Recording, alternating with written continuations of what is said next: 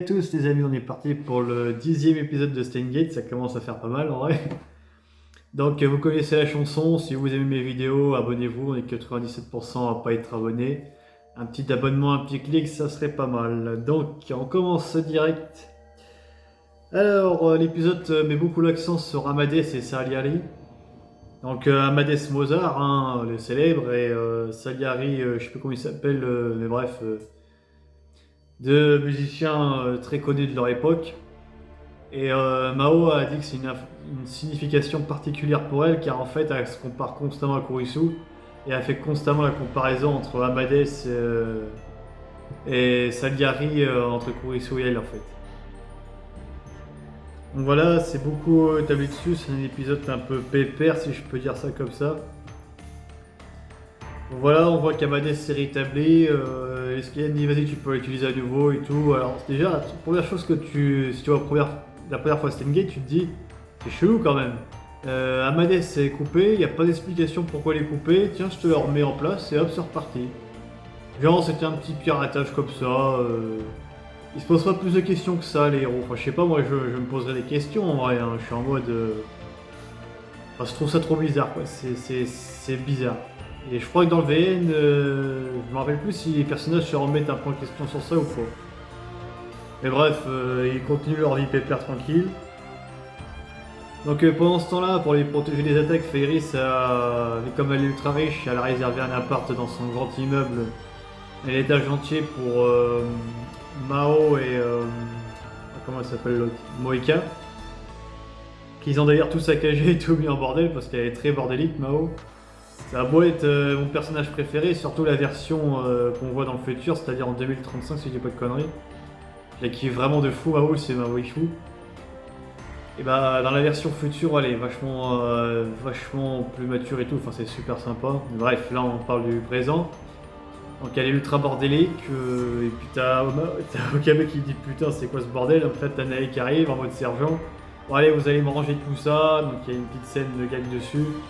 Où il nettoie de fond en comble l'appart et puis Mao sort, ah c'est pas à mon goût, faudrait que je la remette plus fonctionnelle.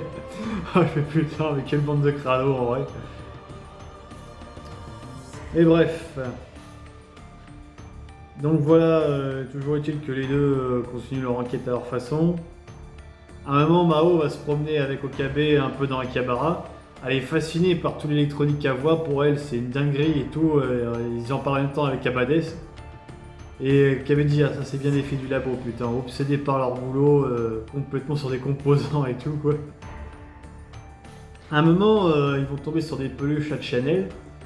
Et Mao va dire à Okabe, je peux en avoir une et tout.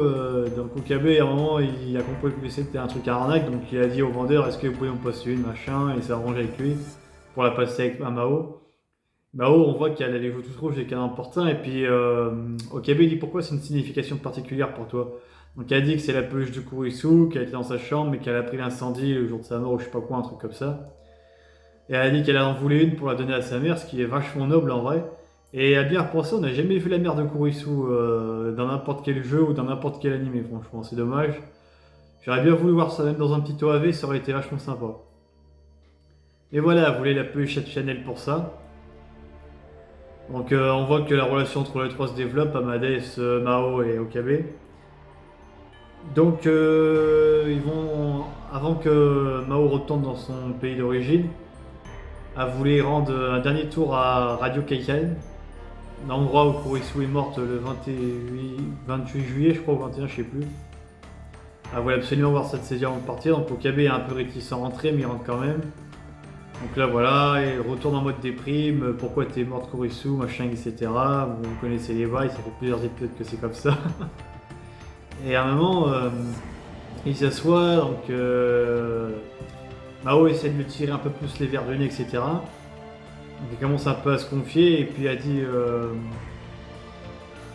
en fait si il reste un dernier étage de Kurisu Makise et c'est son PC. Et là Okabe il fait une roule de tête en mode choqué, il dit putain il faut le détruire et tout, c'est un truc de malade, c'est la boîte de Pandore, faut absolument pas l'ouvrir, machin, etc. Donc voilà, ça part vraiment en couille. Et voilà, l'épisode s'arrête là. Donc le prochain épisode, on se doute bien que ça va parler du PC. De toute façon, je vous l'ai dit, c'était obligé qu'il y ait un truc avec le PC. Voilà. Donc qu'est-ce que j'en ai pensé de cet épisode? Bah, c'est encore un épisode de transition, on va dire, avant la vraie action. Là voilà, ça on prépare encore les pions, on fait les petites découvertes à droite à gauche, on n'est pas encore dans l'action-action quoi. C'est vraiment... ça avance doucement mais sûrement. Bon, sur ce les amis, je vous dis à très bientôt pour une prochaine vidéo. El Side Congo.